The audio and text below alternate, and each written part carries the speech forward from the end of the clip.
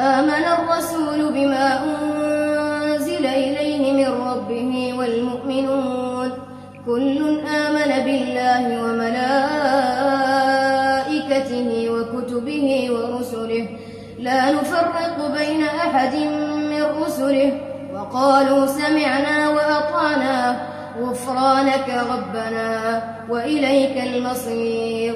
لا يكلف الله نفسا إلا وسعها لها ما كسبت وعليها ما اكتسبت.